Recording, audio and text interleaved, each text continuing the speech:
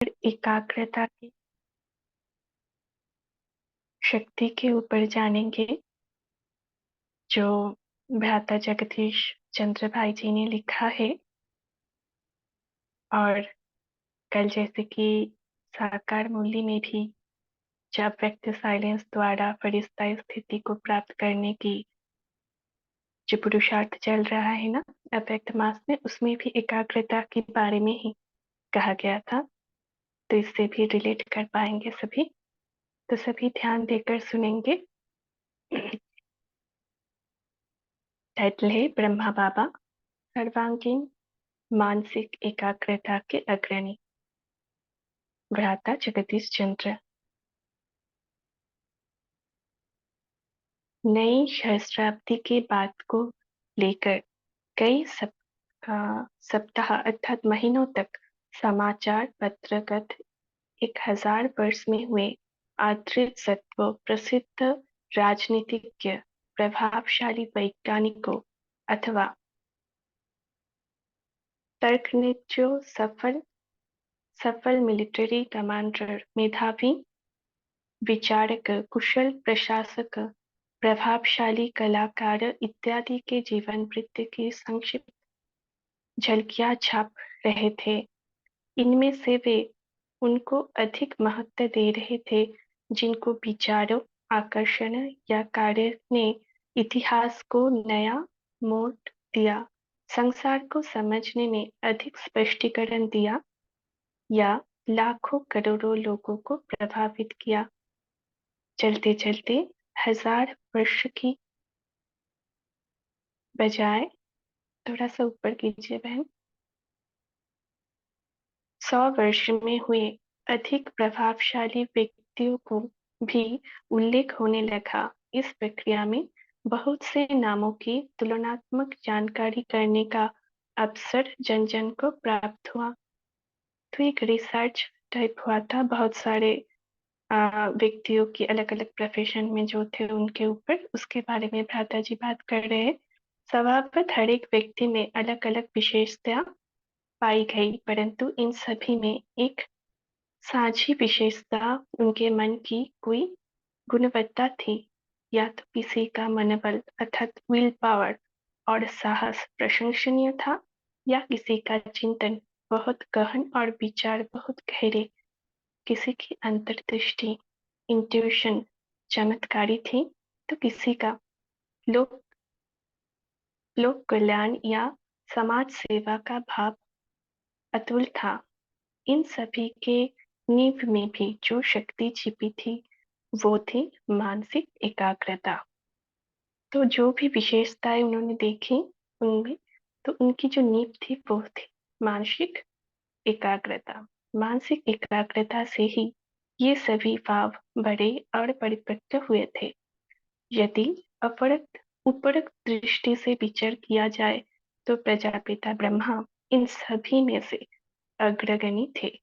उनमें मानसिक एकाग्रता, तो अभी तक जो भी हमने विशेषता रिसर्च में देखे उनमें से सब में भाता जी कह रहे हैं कि ब्रह्मा बाबा अग्रगणी थे।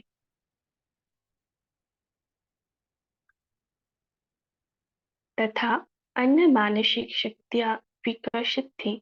उनमें 6 प्रकार की सर्वांगीण मानसिक एकाग्रता थी।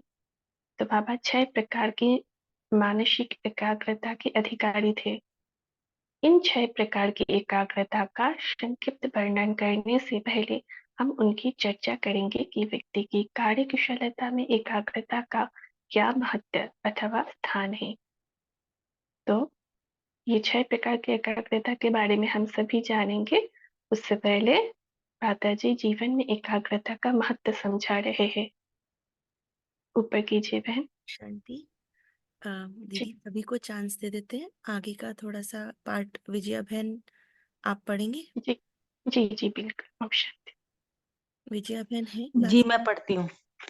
ओम शांति। ओम शांति में पढ़ रही हूँ। तथा विजया अन्य बहन मानसिक दीदी शक्तियां सेवा दी। विकसित थी। जी नीलम बहन, उनमें 6। नीलम बहन ओम शांति। विजया बहन को सेवा मिली हुई है, ठीक है, आप उसके आगे का पढ़ लीजिएगा। ऊपर कर दो। एक जी बार जी। ओम शांति। जीवन में एकाग्रता का महत्व। नीतिका बहन ऊपर कर दीजिए। जीवन के प्राय हर कार्य क्षेत्र में मानसिक एकाग्रता का बहुत महत्व है। वैज्ञानिक मन की एकाग्रता के आधार पर ही शोध कार्य तथा अन्वेषण करते हैं। चित्रकला, मूर्तिकला, भवन निर्माण कला तथा अन्य सभी कला कौशल भी मन की एकाग्रता पर टिकी हैं। जो कार्य सामान्य रूप से असंभव प्रतीत होते हैं, वे भी मन की एकाग्रता द्वारा हो जाते हैं। इजराइल के एक व्यक्ति यूरी गैलरी जब मन को एकाग्र करके कहते हैं कि बंद हो जाओ या झुक जाओ, तो लोगों की जेबों में घड़ियों की सुइयां रुक जाती हैं। दूर दीवार पर लगी बड़ी घड़ी बंद हो जाती है और बटुए में पड़ी हुई चाबियां थोड़ी टेढ़ी हो जाती हैं। बाल्यकाल से अथवा चिरकाल से अथवा पूर्व जन्म से ही एकाग्रता का अभ्यास करते करते वह मन को पूरी तरह एकाग्र करके ऐसा असामान्य कार्य कर लेते हैं। रूस की एक महिला जब मन को एकाग्र करके तराजू के एक पलड़े को झुक जाने का आदेश देती है, तो वह झुक जाता है। अथवा यदि वे मेज पर पड़ी डबल रोटी को आदेश देती हैं कि वे उसकी ओर आ जाए, तो डबल रोटी धीरे धीरे चलकर उसकी ओर बढ़ती है। ऐसे ही कई प्रकार की सिद्धियां हैं। ये सिद्धि मानसिक एकाग्रता को योगाभ्यास में प्रयोग करने से होती है। योगी मन को इष्ट पर एकाग्र करने का अभ्यास करता है। इस एकाग्रता के लाभ से उसे अनेक कई लाभ, जिनके लिए उसकी कोई तीव्र इच्छा नहीं भी होती, किसी अलग पुरुषार्थ के बिना स्वयं ही हो जाते हैं। परंतु एकाग्रता द्वारा प्राप्त होने वाली इन सिद्धियों से वे अपने मन के भाव को दूसरों के मन में प्रेषित कर सकते हैं। और किसी को कोई आदेश, निर्देश व संदेश देना हो, तो भी बिजली, तार या किसी वैज्ञानिक यंत्र की सहायता के बिना दे सकते हैं। एकाग्रता द्वारा शुक्रिया आनंदमय। विजया बहन, शुक्रिया। आगे का नीलम बहन आप रीड करिए। ओम शांति। नीलम बहन। जी, ओम शांति। जी। एकाग्रता व्यक्ति को मन की एकाग्रता से प्राप्त होती है। भारत में गांव अथवा उपनगरों में प्रायः एक ऐसे कलाकार की कला को हम देखते हैं जो दो बांसों के बीच रस्सी बांधकर उसी रस्सी पर पांव के बल या सिर के बल चलता है और ऊपर करिए दीदी, और एक सिरे से दूसरे सिरे तक पहुंच जाता है। वह ऐसा कठिन कार्य भी मन की एकाग्रता तथा संतुलन से कर लेता है कि देखने वाले आम लोग दांतों तले उंगली दबाकर उसके इस करिश्मे को देखते ही रह जाते हैं। एकाग्रता द्वारा मुक्ति, जीवन मुक्ति की प्राप्ति। पूर्वोक्त प्रकार की सिद्धियों का जीवन को महान बनाने के पुरुषार्थ में कोई विशेष लाभ नहीं है। निसंदेह मन की एकाग्रता तो एक महान प्राप्ति है, यदि उसे इन लौकिक करिश्मों में जिनसे कि यश प्राप्त होता है लगाने की बजाय किसी योग्य काम में लगाया जाए, तो जन्म जन्मांतर के लिए अशांति तथा सब प्रकार के दुखों से निवृत्ति हो सकती है।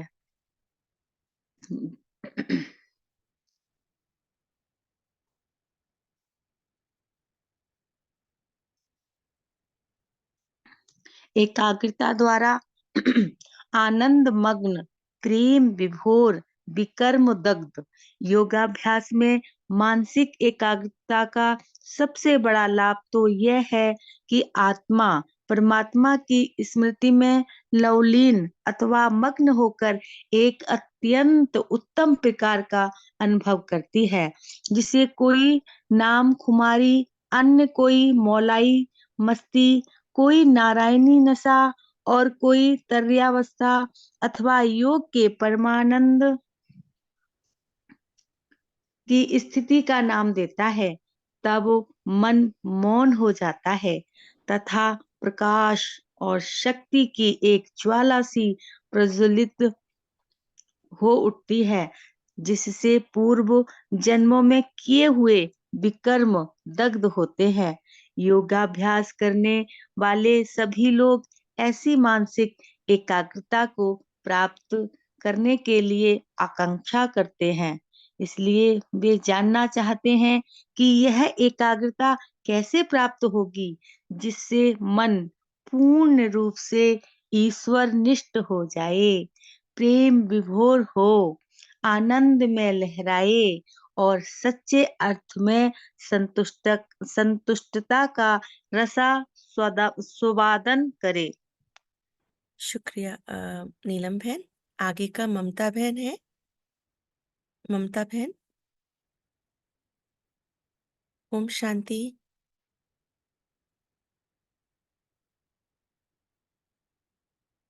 ममता बहन नहीं है, ठीक है। बीवा बहन, आगे का आप कंटिन्यू कर लीजिए।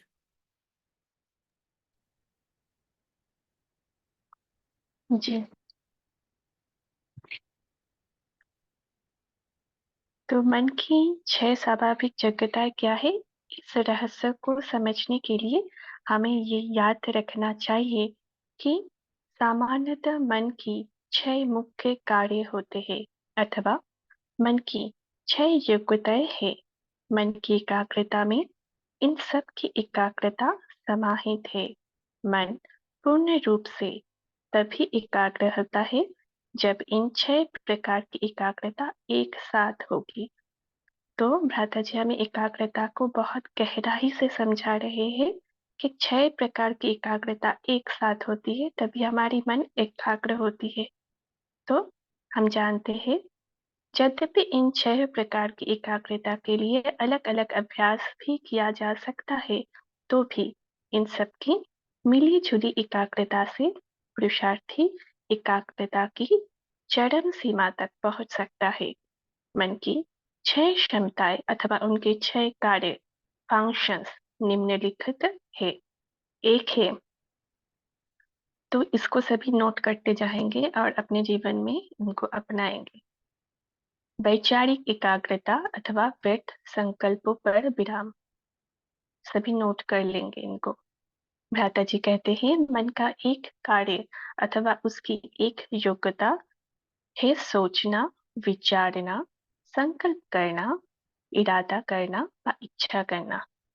स्पष्ट है कि इस प्रकार की एकाग्रता के लिए हमें संकल्पों की भीड़-भाड़ या बेतहाश भागदौड़ पर नियंत्रण करना होगा। अनुश्च हमें अपना गंतव्य या लक्ष्य निश्चित करके अल्प संकल्प होना होगा। तो हमें बाबा बार-बार मुरली में संकल्प शक्ति के बारे में बोलते हैं ना, तो संकल्प शक्ति को कैसे यूज करना है ये भी हम इस द्वारा समझ सकते हैं। हमें ज्यादा मंसूबे की गठरी को अपने सिर पर नहीं लादना होता है। इसके अतिरिक्त हमें अपनी इच्छाओं को भी मर्यादित करना पड़ेगा और आकांक्षाओं की खींचातानी से छुटकारा पाना होगा। हमें व्यर्थ संकल्प नहीं करने होंगे और अनावश्यक सोच विचार को विराम देना होगा।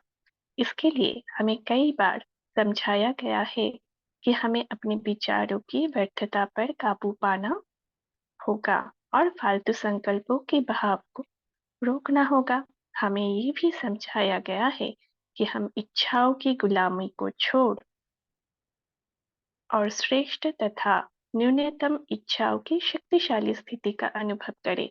इस प्रकार का अभ्यास ही मन के मौन, साइलेंस ऑफ माइंड का अभ्यास है। इसको नोट कर लेंगे सभी के साइलेंस ऑफ माइंड का अभ्यास कैसे किया जाता है। हम जितना जितना इस अभ्यास में सफल होते जाएंगे, उतना उतना हमारी एकाग्रता सहज और सत्य होती जाएगी। इस प्रकार की ऊपर करेंगे। इस प्रकार की मानसिक एकाग्रता को वैचारिक एकाग्रता, कंसंट्रेशन ऑफ थॉट्स कह सकते हैं। इस अभ्यास में हमें अपने संकल्पों को परमात्मा की ओर दिशा देनी होगी तथा इधर-उधर से संकल्प समेटने होंगे। हमें ये याद रखना चाहिए कि विचारों की एकांतता, एकरूपता ही एकाग्रता अथवा योग है। तो ध्यान देंगे सभी कि विचारों की एकरूपता, एकांतता ही एकाग्रता अथवा योग है। अंततः हमारे विचारों का बहाव अथवा चिंतन का टिकाव एक परमात्मा ही की ओर होता है। बस हमें एक ही धुन लगी हो। दूसरा है ओम शांति समझ। जी। हाँ जी। रूपक भाई जी समअप कर देंगे क्योंकि 5 बज रहे हैं, फिर वाणी का भी टाइम हो जाएगा। रूपक भाई जी हैं? जी है वो। रूपक भाई ओम जी, ओम शांति।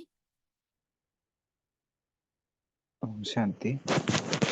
अभी तक जितना भी पढ़ा आप हाँ, समअप कर देंगे उसका? अच्छा तो ये रीडिंग समाप्त करना है या इन बस यहीं जो तक कर लेते हैं क्योंकि टाइम का भी फिर देखना है ना, वाणी है आगे।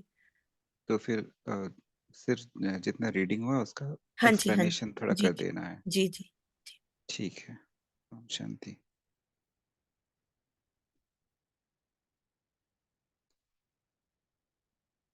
तो आज हम ब्रह्मा बाबा का विषय में यादगार में हम अ, जगदीश भाई हमें उनका सर्वांगीण मानसिक एकाग्रता के बारे में बता रहे हैं इस चैप्टर में।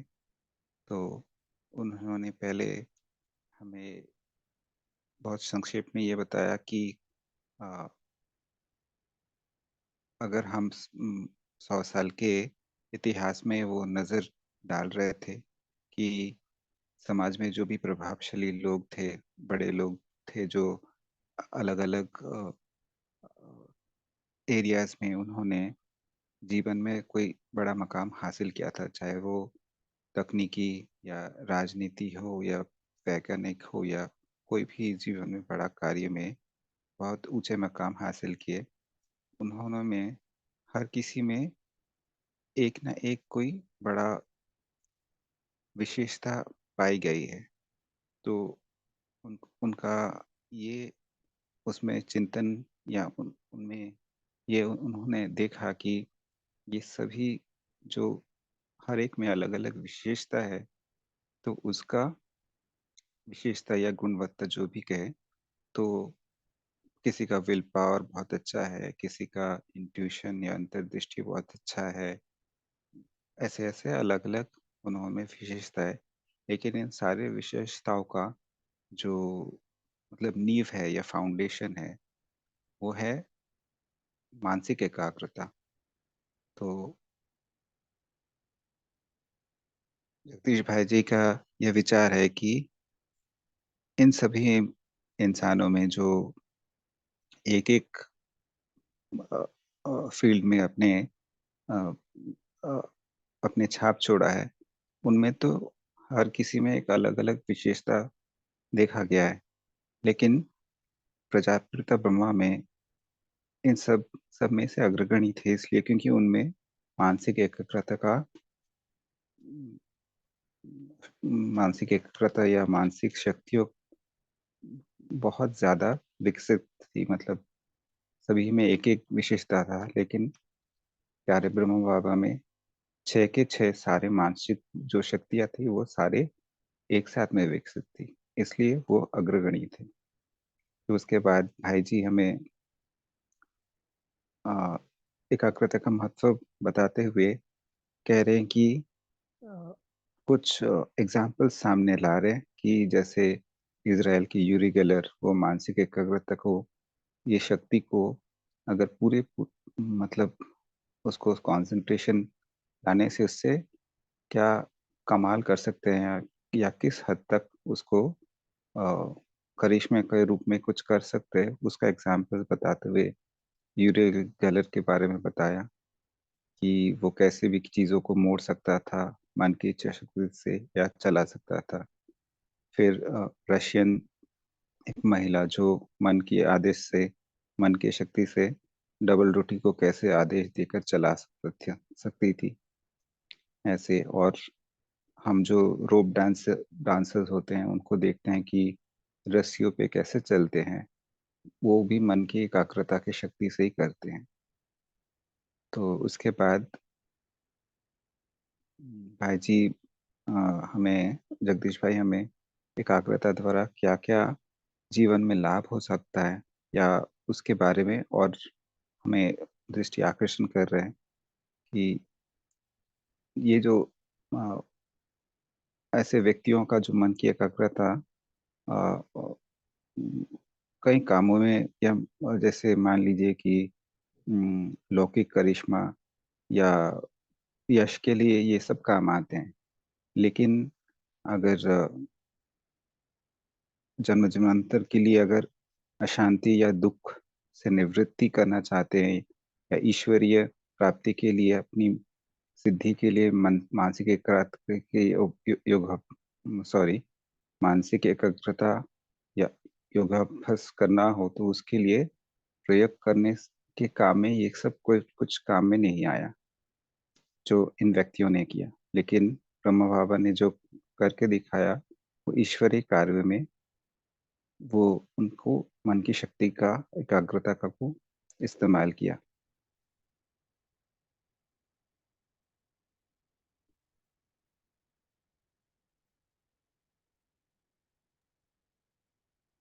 शुक्रिया भाई जी। अ, अब आगे वाणी की ओर चलते हैं। ओम शांति। निष्ठा ओम शांति। ओम शांति। जी, एक सेकंड में प्रेजेंट कर रही हूँ, आप वाणी की शुरुआत कीजिएगा।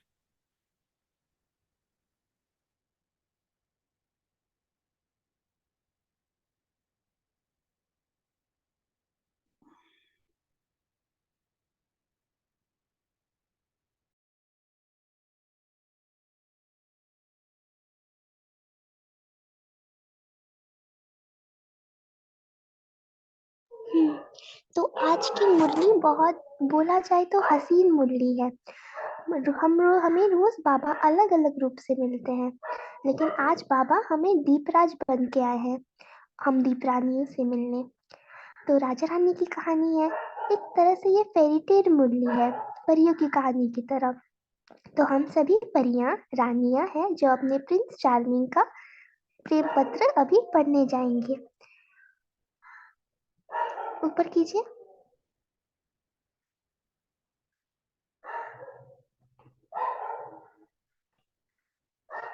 सबकी ज्योति जगाने वाले, कला की उड़ती बाजी सिखाने वाले अलौकिक जादूगर शिव बाबा बोले, आज सर्व चैतन्य अविनाशी दीपकों के मालिक दीपराज अपनी सभी दीपरानियों से मिलने आए हैं, क्योंकि आप सभी संगम युग की रानियां हो, एक दीपराज से लव रखने लगाने वाली हो। दीपक की विशेषता दीपक के लौ पर होती है। आप सभी दीपरानियां दीपकों के राजा से लग्न लगाने वाली श्रेष्ठ आत्माएं हो। वह सभी सच्ची सीताएं एक राम बाप के साथ सदा साथ रहने वाली हो। इसीलिए दीपकों के मालिक दीप राजा के साथ साथ आप दीपकों का भी माला के रूप में गायन हो रहा है। अच्छा, तो दीपराज मतलब हो गया दीपकों की जो जोत जगाने वाले हैं उनको, जो कि शिव बाबा है। और दीपरानियां मतलब जिसकी दीप सदा ही जगी हुई है। तो दीप जगी हुई है, इससे क्या मतलब है? मतलब हमें ये पता रहे, हम खुद की आत्मिक स्मृति में रहे और बाबा की स्मृति में रहे, और हमें ये पता हो कि हमें क्या सही है, क्या हमारे लिए गलत है, और मुझे क्या करना है। तो ये जब हमें पता होता है और हम इस चीज की स्मृति में रहते हैं, तो हमारी उस में दीप जगी हुई है। लेकिन दीपमाला के पहले एक दीपराज बड़े दीपक में जगाते हैं। एक दीपक से आप अनेक दीपक जगमगाते हो। तो ये आप सभी का यादगार आज दिन तक भी मनाया जा रहा है। तो यहाँ दीपराज है शिव बाबा, बड़े दीपक है ब्रह्मा बाबा। तो दीपराज हमें बड़े दीपक से जगाते हैं। दीपमाला को देख क्या दिल में आता है? यह उमंग आता है कि मुझ दीपक का यह यादगार है। सिर्फ चमक देख खुश होते हो या अपना यादगार समझ खुशी होती है? अपने को उसमें देखते हो? जानते हो कि मैं भी दीपक इस माला में हूँ? जानते हो यह दीपमाला माला के रूप में क्यों दिखाते हैं? दीप दिवस नहीं कहते, दीपमाला दिवस कहते हैं। तो यहाँ ये मतलब हुआ कि जब हम आत्माएं संगठन में बैठती हैं तो उसका भी यादगार बन जाता है। कोई होते हैं वो सोचते हैं कि मैं कहाँ ये दीपक होऊंगा, लेकिन ऐसी बात नहीं है, हम सब है उस दीपमाला में। इसीलिए इस यहाँ पे दीप दिवस नहीं कहते, दीपमाला दिवस कहते हैं। और जो दिया होते हैं उनको हम लोग एक लाइन में सुंदर से सजाते हैं, तभी वो अच्छा लगता है। तो ये हम सबका ही यादगार है, क्योंकि आप सभी विशेष आत्माओं के संगठन का ये यादगार है। माला तब सजती है जब अनेक दीपक संगठित रूप में हो। अगर एक व दो दीपक जगा दे तो माला नहीं कहेंगे। तो दीपमाला अविनाशी अनेक जगे हुए दीपकों का यादगार है। तो अपना दिन मना रहे हो, एक तरफ चैतन्य दीपक के रूप में जगमगाते हुए विश्व को दिव्य रोशनी दे रहे हो, दूसरी तरफ अपना यादगार भी देख रहे हो। देख देख हर्षित होते हो ना? ये दीपकों के रूप में क्यों दिखाया है? क्योंकि आप अभी टाइप नहीं करेंगे, पढ़ने में प्रॉब्लम हो रही है। क्योंकि आप चमकती हुई आत्माएं दीपक की लौ में सर दिखाई देती, इसीलिए चमकती हुई आत्माएं दिव्य ज्योति का यादगार रूप है। एक तरफ निराकारी आत्मा के रूप का यादगार रूप है, दूसरी तरफ आप ही भविष्य साकार दुनिया दिव्य स्वरूप लक्ष्मी के रूप में यादगार है। यही दीपमाला देव पद प्राप्त कराती है, इसीलिए निराकार और साकार दोनों रूपों का साथ साथ यादगार है। तो यहाँ मीनिंग क्या हुआ कि जैसे हम लोग दिया जलाते हैं तो जो दिया की जो लौ है वो हमारा निराकार स्वरूप का यादगार है, और फिर उस दिन हम लोग लक्ष्मी पूजा भी करते हैं। तो एक्चुअली ये दोनों चीजों को मिक्स कर दिया है। लक्ष्मी क्या है? लक्ष्मी मतलब अविनाशी धन का दान। तो सतयुग में तो कोई धन का दान करेंगे नहीं, कि किसी को जरूरत नहीं होगी। तो यहाँ पे हम जब बाबा के बच्चे सबको अविनाशी धन का दान करते हैं, तो इसीलिए दिवाली में लक्ष्मी भी पूजा होती है और हमारे निराकार स्वरूप के यादगार में दीप जलाते हैं। तो अभी हम सभी बाबा के बच्चे ये लक्ष्मी का रोल निभा रहे हैं संगम युग पर। एक तरफ धन देवी अर्थात दाता का रूप संगम युग का यादगार है, जो सदैव धन देते रहते। ये संगम युग पर अविनाशी धन देवी के रूप में चित्र दिखाया जाता है। सतयुग में तो कोई लेने वाले ही नहीं होंगे, तो देंगे किसको? यह संगम युग की श्रेष्ठ कर्तव्य की निशानी है।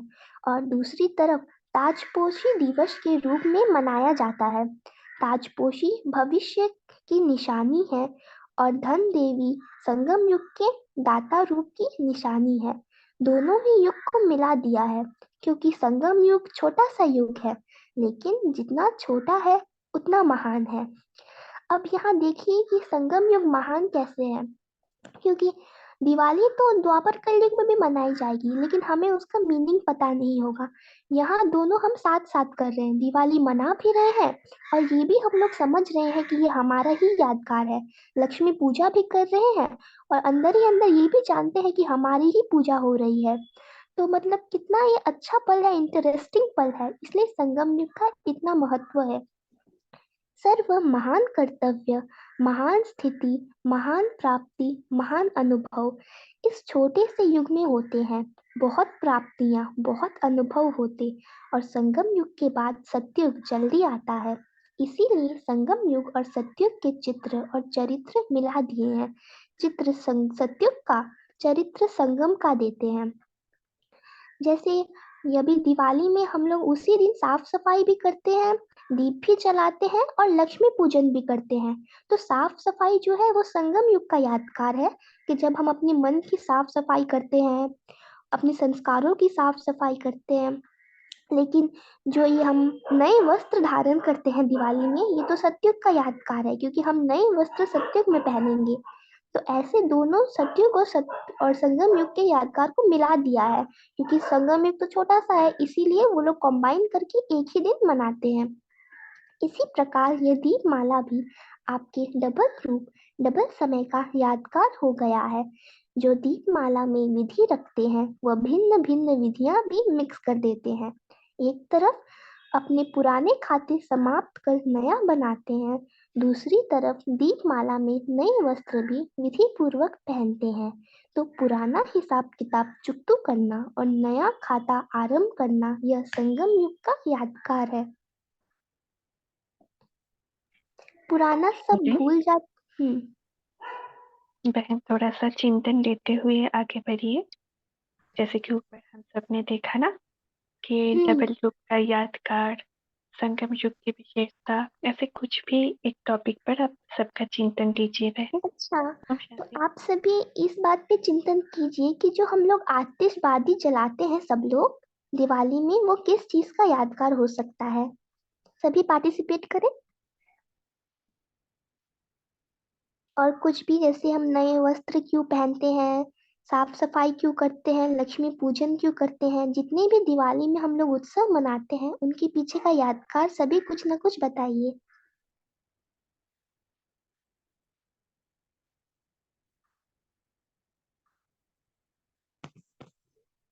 ओम शांति, किसी को नहीं पता क्या? ओम शांति दीदी। ओम शांति। पटाखे जो हाँ, पटाखे जो फोड़ते हैं ना, वो हमारे विकार को हम जलाते हैं, ये हमें लगता है। ओम शांति। और कोई? दीदी, रोशनी और ये देख करके एक उमंग और उत्साह आता है। हाँ, बहुत सारे इसके कारण है। कोई कोई कुछ कुछ बोले, अच्छा लग रहा है। तो ग्रुप 7 में ही बोलना है या कोई भी बोल सकता है?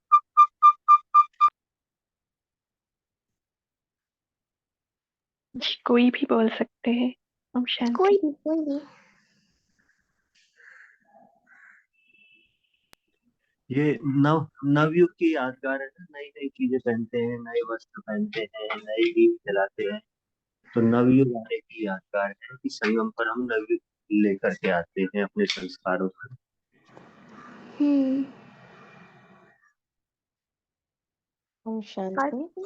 हम्म हम नया खाता शुरू करते हैं तो पुराने को भस्म कर हम नया अपने अंदर जो धारण करते हैं गहरे गुण, वो नया खाता शुरू करने वाली बात हो जाती है। ओम शांति। एक तरफ से हम ये भी देख सकते हैं कि जैसे हमने ये देखा कि संगम युग और सतयुग को कंबाइन करके एक ही दिन मनाते हैं, तो हम ये भी समझ सकते हैं कि जैसे उस दिन हम लोग लक्ष्मी का आह्वान करते हैं, तो लक्ष्मी का आह्वान करना मतलब तो सतयुग आना, और उस दिन पटाखे भी जलाते हैं। तो हम एक इंटरेस्टिंग वे में ये भी सोच सकते हैं कि जब बमबारी से इस कलयुगी दुनिया का विनाश होगा, तब तो सतयुग आएगा, तब तो लक्ष्मी आएंगी। तो ये लोग मतलब पटाखे फोड़ने का यादगार हम लोग ये विनाश की बमबारी से भी समझ सकते हैं, जो उसी दिन मनाते हैं, और लक्ष्मी का भी आह्वान करते हैं, ये भी हो सकता है। दूसरी तरफ तो जो आप लोगों ने कहा कि हाँ, पुराने संस्कार को फोड़ते हैं, स्वभाव संस्कार को, वो भी है। मतलब बाबा का ज्ञान इतना रमणीक है ना, बहुत सारे पॉइंट्स निकल के आते हैं। ओम शांति। जिस दीपक का दिखाते हैं वो संगम युग का ही दिखाते हैं कि इस टाइम हमारी आत्मा के दीपक जो बुझे हुए थे वो जल रहे हैं। तो वो ही यादगार दिवाली के रूप में दिवाली पे दिए जला के मनाते हैं। ओम शांति। हाँ हाँ, तो बाबा ने आज दीदी, को तो कहा इसका कि लाइट। एक बड़ा दीपक से सब छोटे छोटे दीपक जलाते हैं, तो वो बड़ा दीपक है ब्रह्मा बाबा। तो उस दीपक से शिव बाबा जो दीपराज है, वो हम सभी छोटे छोटे दीपकों को जलाते हैं और एक लाइन में रखते हैं, क्योंकि अगर एक ठो को अलग करके रख देंगे तो वो सुंदर नहीं लगेगा, इसलिए एक लाइन में रख के सब माला बनता है। तो हम लोग भी सब उस माला का छोटे छोटे दिए हैं।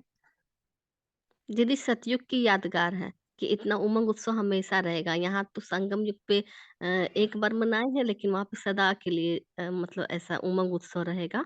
हाँ दीप, लाइट सब जलेंगे। तो ये सब सतयुग का ही यादगार है, जो हमें ये प्रेरणा मिलती है। और हमेशा वहाँ ऐसे ही उमंग उत्सव, नए ड्रेसेस पहनेंगे, इतनी खुशी रहेगी, लाइट्स जलेंगी, पूजा पाठ भी नहीं होंगी।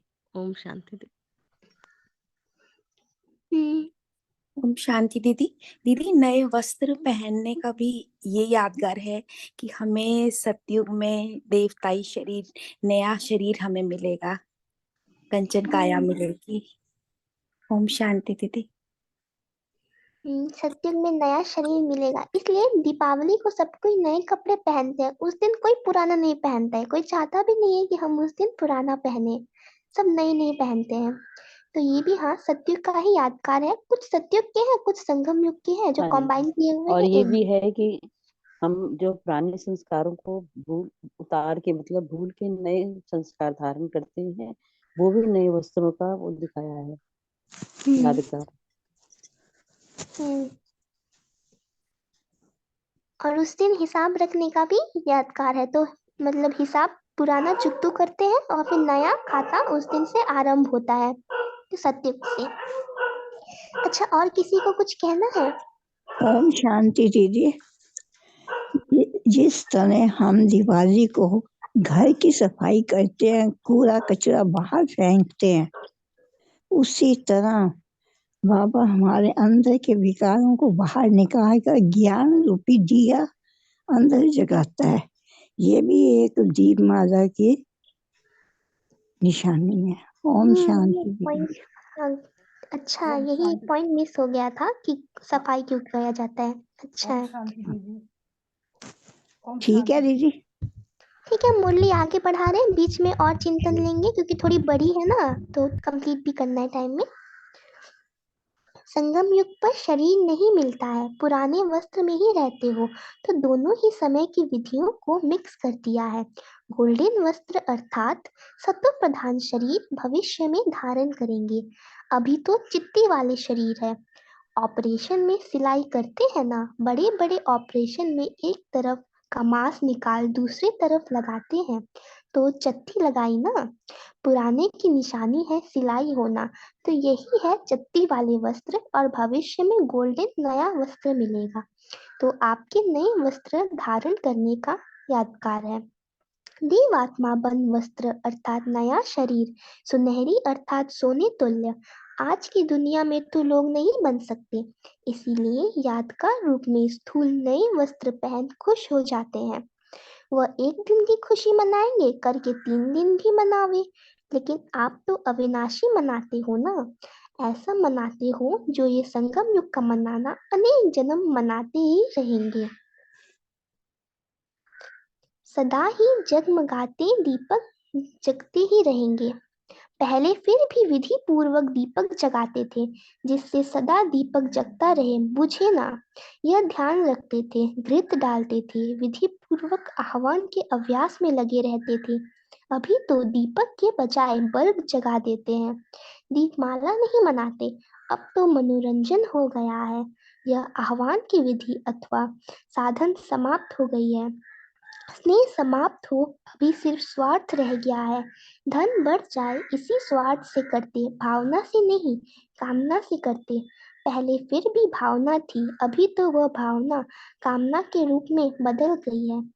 जैसे पहले के लोग जो होते थे उनमें बहुत भावना रहती थी, आस्था रहती थी, तो वो लोग जब दिया भी जलाएंगे तो ये कोशिश करेंगे कि वो बुझे ना, हमेशा घृत डालते रहेंगे उसमें, क्योंकि उनको लगता था कि ये जब दीपक की ज्योत जगती रहेगी तो लक्ष्मी जी का आह्वान होगा, लक्ष्मी जी घर में आएंगी। तो इसलिए वो करते थे, क्योंकि जब हम आत्मा की दीपक जगी रहती, सबकी एक साथ जगी रहती है, तब सत्युग आता है, मतलब लक्ष्मी आती है। तो पुराणों में आस्था भी होती थी, लेकिन बाबा जैसे कह रहे हैं कि अभी तो मनोरंजन हो गया है, अब बल्ब जला देते हैं, तो दीपमाला तो अब नहीं जलाते हैं, बस अब मनोरंजन के लिए हो गया, स्वार्थ के लिए हो गया है। अभी के लोगों में क्या है कि हाँ रीति है, मनाने से मतलब है, उतना कौन देखता है। तो वही बाबा कह रहे हैं, रहस्य समाप्त हो गया और रीति रस्म रह गई है। दाता रूपधारी लक्ष्मी किसी के पास नहीं आती नहीं, धन भी आता है तो इसीलिए। यथार्थ काला धन आता है, दैवी धन नहीं आता, आसुरी धन आता है। तो यहाँ बाबा कहना चाह रहे हैं कि अब मतलब जो धन आ रहा है वो काला धन आ रहा है, क्योंकि अब कमाने के बहुत सारे ये लोग ब्लैक मीन्स यूज कर रहे हैं जो इनएप्रोप्रिएट है। तो बाबा सब देख रहे हैं कि अब धन भी ये लोग के पास अच्छे ढंग से नहीं आ रहा है तो लक्ष्मी आ नहीं सकती। लेकिन आप सभी यथार्थ विधि से अपने दैविक पद का आह्वान करते स्वयं देवता या देवी बन जाते हो, तो दीपावली मनाने आए हो ना। बॉम्बे को चांस मिला है। बाप दादा बॉम्बे को वैसे ही नारदेशावर कहते हैं। दीपावली भी धन देवी का यादगार है ना। मनाना किसको कहा जाता, क्या करेंगे? सिर्फ मोमबत्ती जलाएंगे, केक काटेंगे, रास करेंगे, गीत गाएंगे। यह तो ब्राह्मण जीवन का अधिकार है, सदा नाचना गाना, सदा जोत से जोत जगाना।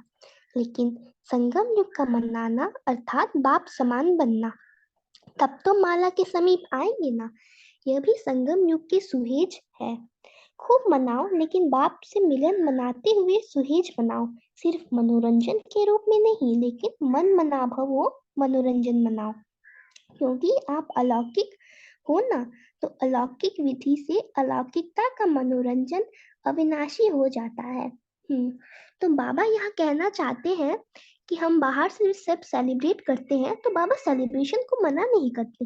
बाबा बोलते हैं सेलिब्रेट करो, लेकिन बाहर सेलिब्रेट करने से पहले हम वो एक्साइटमेंट, वो खुशी अंदर ही अंदर बाबा के साथ अनुभव कर रहे हो ऑलरेडी। मतलब बाहर से पहले अंदर से जब हम बाबा के साथ वो ऑलरेडी अनुभव कर रहे होंगे, तो बाहर हम करने से हमें डबल खुशी होगी। जैसे बाहर हम दूसरों के साथ मना रहे हैं, औरों के साथ, अंदर ही अंदर बाबा की याद में खोए हुए हैं, कॉम्बाइन है बाबा के साथ। तो जो हमारा वाइब्रेशंस होगा वो पूरे वर्ल्ड में फैलेगा, और उनको जो हमारे साथ है उनको भी ये फील होगा। तो ऐसे हम लोग गुप्त इनकॉग्निटो मोड में अपनी रोशनी फैलाते हैं। आप सबने तो संगम युगी दीपमाला की विधि, पुराना खाता खत्म करना, हर संकल्प, हर घड़ी, हर कर्म, हर बोल नया अर्थात अलौकिक हो, यह विधि अपना ली है ना। जरा भी पुराना खाता रहा हुआ न हो। कभी कभी जब कमजोरी आ जाती है तो क्या कहेंगे? चाहती तो नहीं है, लेकिन पुराने संस्कार है, पुराना स्वभाव अथवा आदत है, धीरे धीरे खत्म हो जाएंगे, ऐसा कहते हैं ना। तो पुराना खाता फिर कहाँ से आया? अभी तक संभाल के रखा है क्या? गठरी बांध कर रखी होगी तो चोट लगेगा। पुराना खाता है ही रावण का खाता, नया खाता है ब्रह्मा बाप का व ब्राह्मणों का खाता। अगर थोड़ा सा भी पुराना खाता रहा हुआ है तो वो रावण की अपनी चीज है। अपनी चीज को अधिकार से लेंगे ना, इसीलिए माया रावण चक्र लगाती है। चीज ही नहीं होगी तो रावण आएगा ही नहीं। जैसे लौकिक में भी अगर किसी ने किसी से कुछ ले लिया है, उधारी पे ले लिया है, तो उसके मन में हमेशा वो चीज खटकती रहेगी कि इसने मेरा ये लिया है, इसने मेरा ये लिया है। तो जो पुराने संस्कार हमारे पास रहे हुए हैं वो तो द्वापर कलयुग के हैं, मतलब वो रावण के संस्कार है। तो रावण भी हमें छोड़ती नहीं है, क्योंकि रावण की प्रॉपर्टी हमने अभी तक संभाल के रखी है। इसीलिए रावण भी हमारे चक्कर काटती है, छोड़ती नहीं है। जैसे किसी का उधार कर्जा होता है तो क्या करते हैं? बार बार चक्र लगाते रहेंगे, छोड़ेगा नहीं, कितना भी टालने की कोशिश करो, लेकिन कर्जदार अपना कर्ज जरूर चुकाएगा। अगर कोई भी पुराने खाते में पुराने संस्कार अभी समाप्त नहीं किए हैं तो यह रावण का कर्जा है। इस कर्ज को मर्ज कहा जाता है। कहते हैं कर्ज जैसा कोई मर्ज नहीं। तो ये रावण का कर्जा, पुराने संकल्प, संस्कार, स्वभाव, पुरानी चाल चलन, ये कर्जा कमजोर बना देता है। कमजोरी ही मर्ज अर्थात बीमारी बन जाती है। तो कर्ज ही मर्ज है, मतलब जो कर्जा रावण का चढ़ा है वही हमारे अंदर की बीमारी बन जाती है। इसीलिए इस कर्ज को एक सेकंड में, यह पुराना है, पराया है, इस एक दृढ़ संकल्प से समाप्त करो, इसको जलाओ। तो यहाँ बाबा कह रहे हैं कि थोड़ा सा भी हमारे अंदर पुराने संस्कार, स्वभाव नहीं होनी चाहिए, क्योंकि अब थोड़ा सा भी अगर रह गया तो वो अंश फिर वंश बन जाता है। तो यहाँ बाबा हमें एक दृढ़ संकल्प दे रहे हैं कि पुराना है, पराया है, इस दृढ़ संकल्प से समाप्त करो। तो बाबा ने आज हमें एक दृढ़ संकल्प भी दिया और एक नया टाइटल भी दिया। दृढ़ संकल्प तो ये हो गया कि पुराना है, पराया है। और किसी को टाइटल याद है बाबा ने क्या टाइटल दिया हमें? याद है किसी को टाइटल? हाँ, अभी बाबा ने शुरू शुरू में दिया था नया टाइटल। दीपराज दीपराज दीप रानिया। दीप रानिया।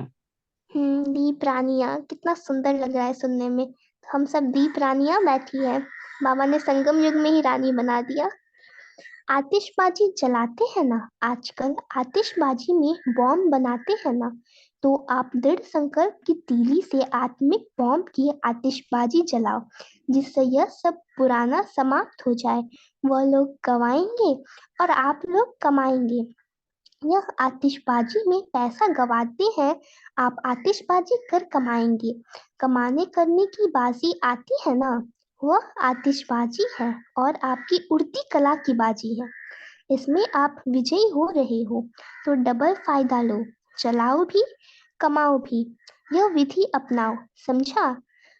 तो यहाँ जो हम आतिशबाजी जलाते हैं, लौकिक में भी तीली से, माचिस की तीली से जलाते हैं। तो यहाँ बाबा ने हमें माचिस की तीली क्या दिया? वो दृढ़ संकल्प दिया कि पुराना है, पराया है, छोड़ो। तो इस तीली से हमें सारे पुराने संस्कार स्वभाव भस्म करने हैं। तो ये हो जाएगी हमारे आतिशबाजी मनाना, जो अंदर की दिवाली है। विधि से सिद्धि मिलती है ना, यह एक विधि है। दूसरी विधि, दीपमाला में कोने कोने की सफाई करते हैं, चारों कोनों में सफाई करते हैं, 2 व 3 कोनों में नहीं करते, क्योंकि स्वच्छता महानता है। देव पद का आह्वान करने के लिए 4 कोने की स्वच्छता क्या है? वो स्थूल 4 कोनों की सफाई करते हैं। आपकी स्वच्छता कौन सी है? पवित्रता। चारों प्रकार की स्वच्छता पवित्रता हो। उस दिन सुनाया था ना, इसी विधि से दैवी पद प्राप्त करते हो। अच्छा, तो जैसे दिवाली में हम लोग चारों कोनों की सफाई करते हैं, एक भी कोना रह ना जाए, तो एक तरह से ये हमारी आत्मा की सफाई, जो हमारे मन की सफाई है। जैसे कि हमारे मन में किसी के लिए कुछ भी नेगेटिव ना हो, थोड़ा सा भी ना हो, क्योंकि वो फिर चारों कोनों की सफाई नहीं होगी, तो फिर हमें देव पद प्राप्त जल्दी नहीं होगा, क्योंकि cleanliness is next to godliness. इसीलिए तो चारों कोनों की हमें मन की सफाई करनी है, कि कोई भी कोना किसी की भी प्रति कुछ भी, चाहे कोई कैसा भी है, कुछ ना रहे, क्योंकि हमें फिर देव पद प्राप्त करने में वो मुश्किल होगा। अगर एक भी प्रकार की स्वच्छता नहीं है, तो श्रेष्ठ देवी पद की प्राप्ति भी नहीं होती। अर्थात जो ऊंच से ऊंच बनने की इच्छा रखते हो, वो पूर्ण नहीं हो सकती। हाँ बहन, वो बाबा ने पूछा ना कि उस दिन बताया था कि चारों प्रकार की पवित्रता के बारे में, तो ये किसी को याद है? कल की मुरली में ही बाबा ने बताया था। किसी को अगर याद है कि 4 प्रकार की पवित्रता क्या क्या है, जिसके ओम बारे में शांति। बाबा जी दीदी। ओम शांति। तन मन, की वाणी, मन की कृति वृत्ति। कर्म और स्वप्न। जी एक एक करके बोलिए। जी दीदी, मन, वाणी, कर्म और स्वप्न में पवित्रता, जी बिल्कुल उसे सही। संपूर्ण पवित्रता बताया था। जी जी बिल्कुल सही। और कोई कहना चाहेंगे? और कौन कह रहे थे? ओम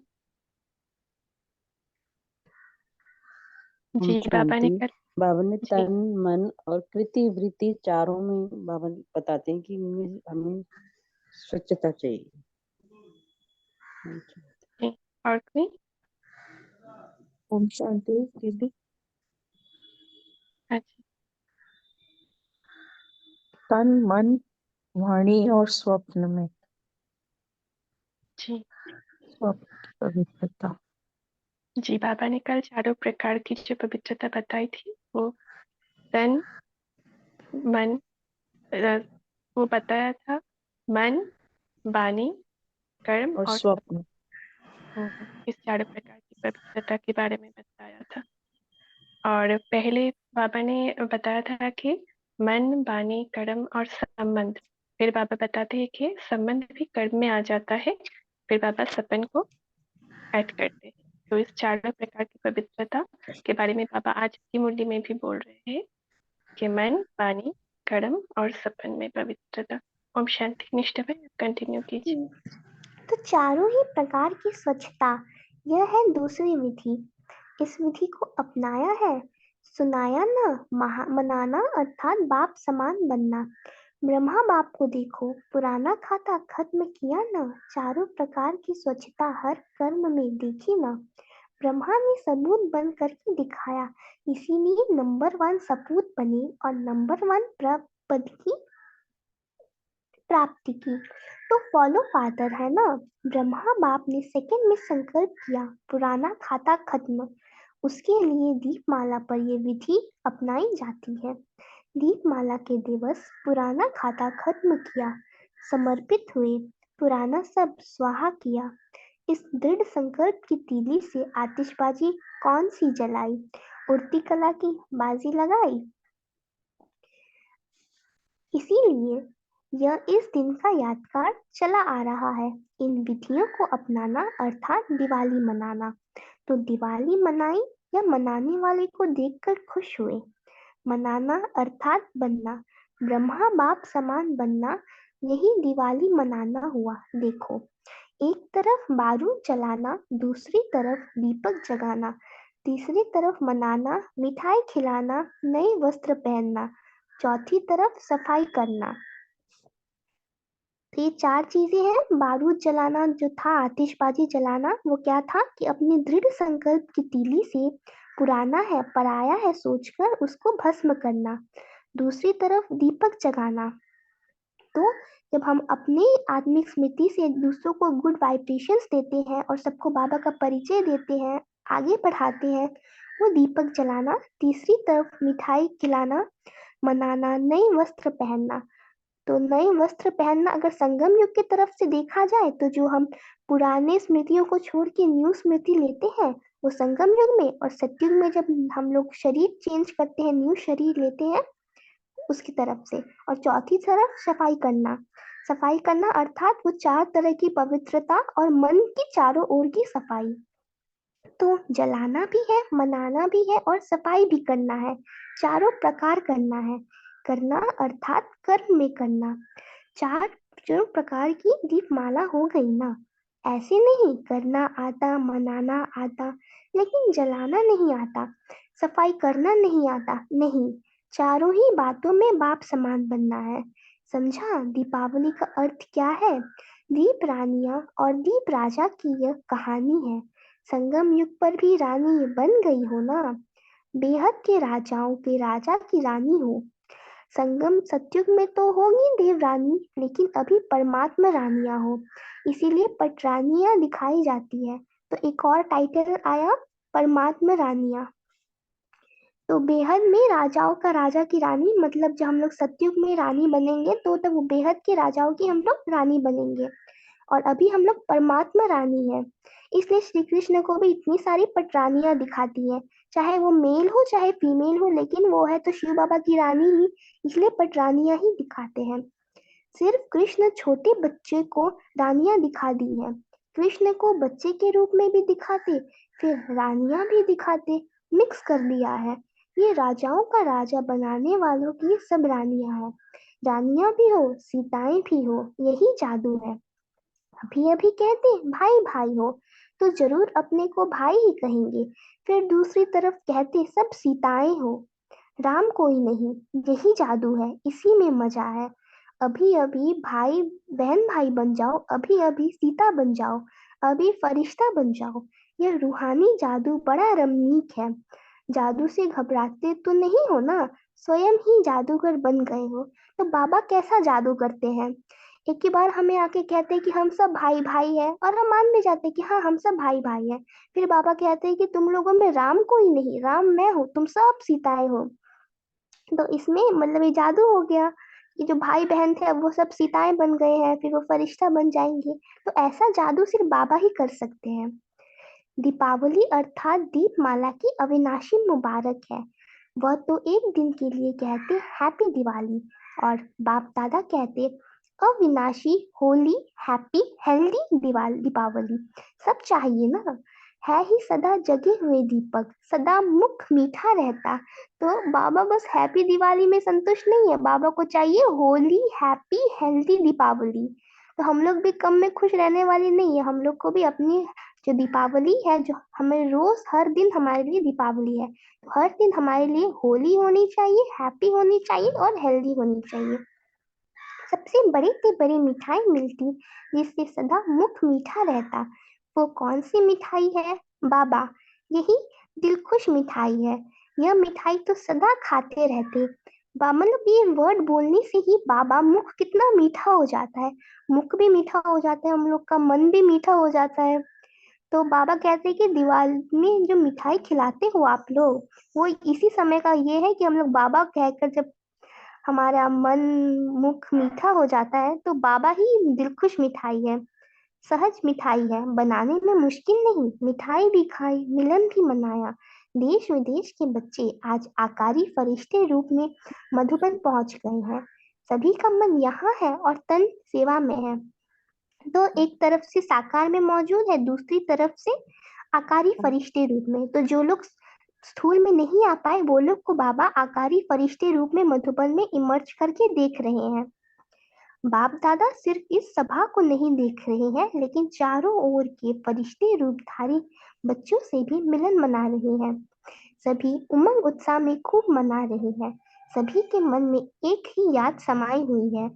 सभी के मुख में यही अविनाशी मिठाई है। दीपकों की माला कितनी बड़ी है। चारों ओर के जगमगाते हुए दीपक माला के रूप में बाप के समान सामने है और हर एक दीपक को देख बाप दादा हर्षा रहे हैं और मुबारक भी दे रहे हैं। समझा? तो आज बाबा ने बाप समान बनने की क्या विधि बताई है ना। तो बाबा ने बाप समान बनने की विधि बताई है कि बाहर से चाहे सेलिब्रेट करो, मिलन मनाओ बाहर से, लेकिन अंदर अंदर मन मनाभव होकर, यह बाबा ने कहा है। क्योंकि जब हम अंदर अंदर बाबा से मिलन मनाते हैं तो हमारी वाइब्रेशंस उनको भी मिलती है। तो जब बाहर से कुछ सेलिब्रेट करें हम लोग तो अंदर ऑलरेडी बाबा के साथ हम लोग वो अनुभव हम लोग का होना चाहिए। मधुबन निवासी भाई बहनों से अव्यक्त बाप दादा की मुलाकात। तो हम भी सब यहाँ पे मधुबन निवासी बैठे हैं ना, तो हम सब भी मधुबन निवासी ही है। पांडवों की विशेषता क्या है? पांडव यज्ञ सेवा के सहयोगी है। यज्ञ सेवा के सहयोगी सो सदा के सहयोग लेने के पात्र। जो जितनी सच्ची दिल से स्नेह से सहयोग देता है उतना पदम गुना बाप से सहयोग लेने का अधिकारी बनता है। बाप पूरा ही सहयोग का हिसाब चुकतू करते हैं। बड़े कार्य को भी सहज करने का चित्र पर्वत का दिखाते हैं। पर्वत को उंगली दी तो सभी पांडव विशेष सेवा के सहयोगी बन कोई भी कार्य सहज कर लेते हो।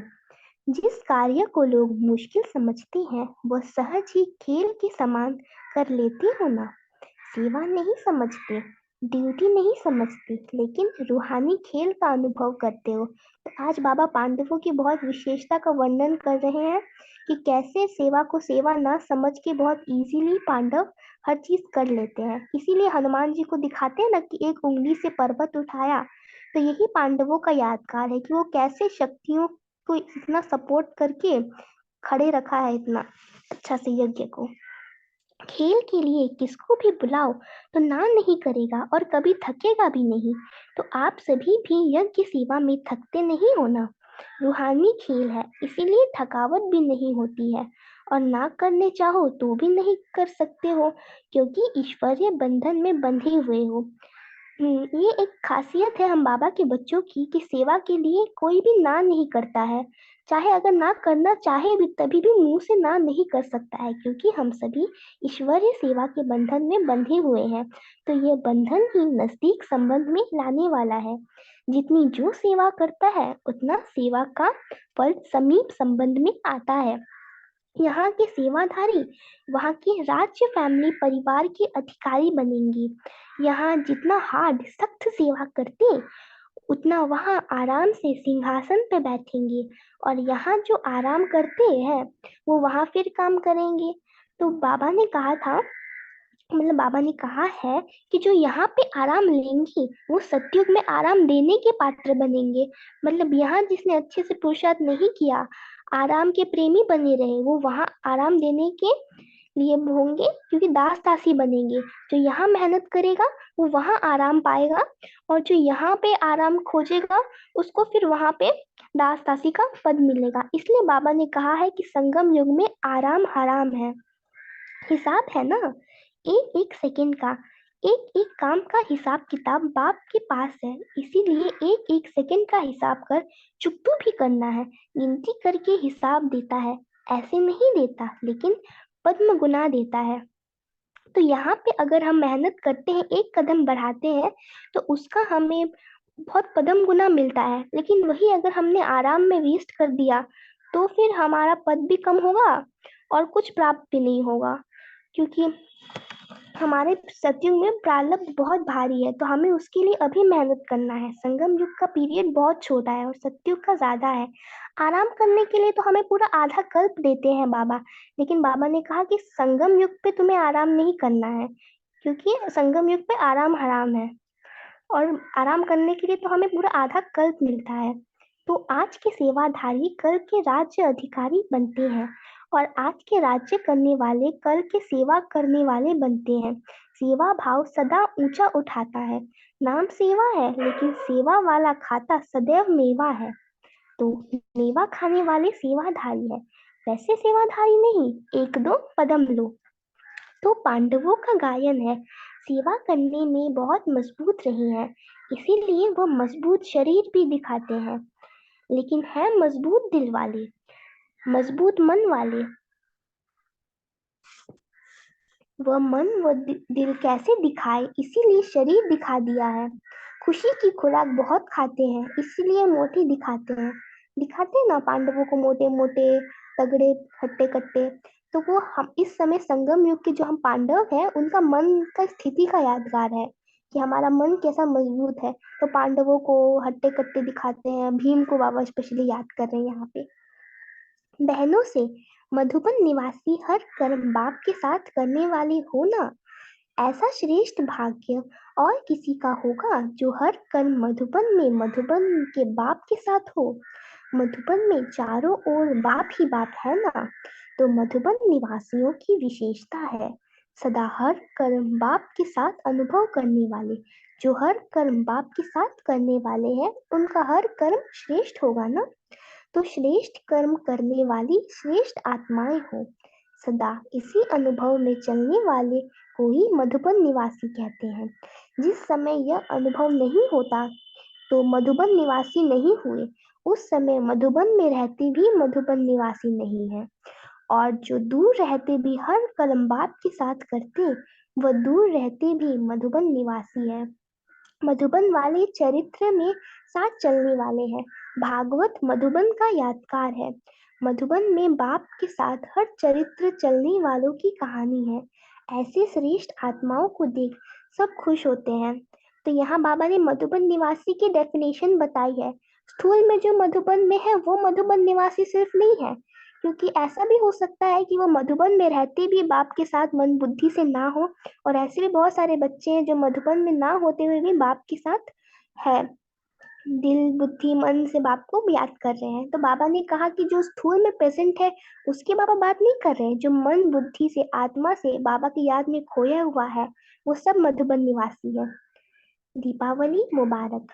विदाई के समय बाप दादा बच्चों के मौज में मौज मनाते हैं, इसीलिए मोमबत्ती जलाओ या केक काटो, जो करना है करो। ब्राह्मणों जैसा उत्सव तो देवताएं भी नहीं करेंगे, क्योंकि बाप के साथ मनाते हो। वह तो आत्माएं आत्माओं के साथ मनाएंगी, तो क्यों नहीं मौज मनाओ। मूंज की सिर्फ मौज नहीं मनाओ, बिना मूंझने के मौज मनाओ। यह सब रचना ही है मौज के लिए। खाओ पियो मौज करो, मौजों के लिए ही आए हो, पैदा ही मौजों से हुए हो। ज्ञान सुना और पैदा हो गए, तो मौज मौज से पैदा हुए और मौजों के लिए ही पैदा हुए हो। जाएंगे भी मौज मौज से, बाप के साथ जाएंगे। इसीलिए बाप दादा खुश होते हैं जब बच्चे मनाते हैं। मनुष्य ने तो मौज की रचना में ही मूंज पैदा कर दी है। यह प्रकृति मौज मनाने के लिए है, लेकिन मनुष्य आत्माओं के वाइब्रेशंस वायुमंडल को खराब करते हैं। वायुमंडल का प्रभाव प्रकृति पर पड़ता है और प्रकृति भी मुंझाने का काम करती है।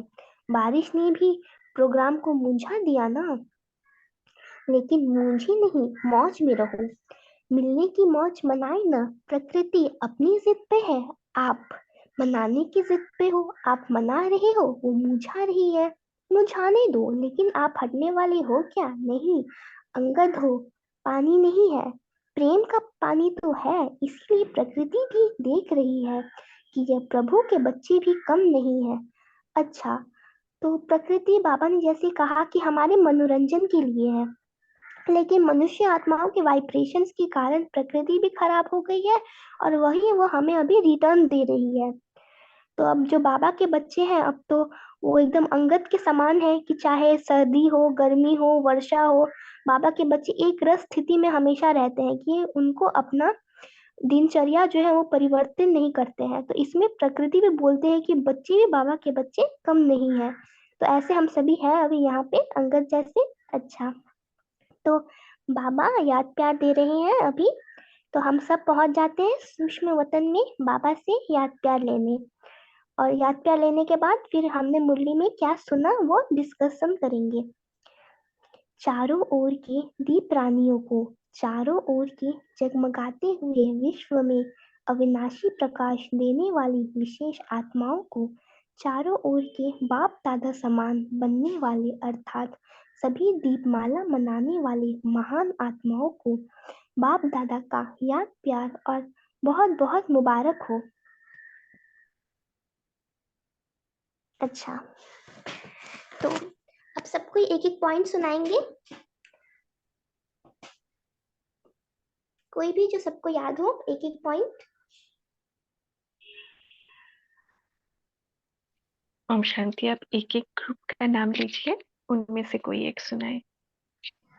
अच्छा, तो पहले ग्रुप 1 से कोई भी सुना सकते हैं। भाजमती बहन, ममता बहन, तुलसा बहन, वीना बहन।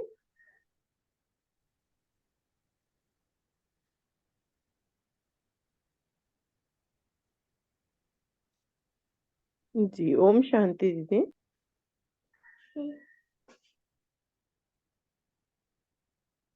ओम शांति।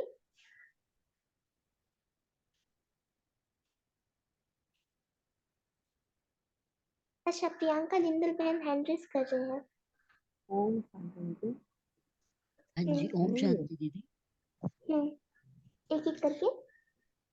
पुराना हिसाब किताब चुकतू करना है और नया खाता आरंभ करना है, यह संगम युद्ध का यादगार है। जी, ओम शांति दीदी। ताजपोशी भविष्य की निशानी है और धन देवी संगम युग के दाता रूप की निशानी है। तो आज बाबा ने दृढ़ संकल्प क्या दिया, बताइए कोई भी बताइए। जिन्होंने हैंड रेस किया है वो भी बताइए, दृढ़ संकल्प क्या था आज का। ओम शांति। संस्कार 1 सेकंड में भस्म। पुराने संस्कारों को दृढ़ संकल्प की तीली लगाकर नए संस्कारों को धारण करना।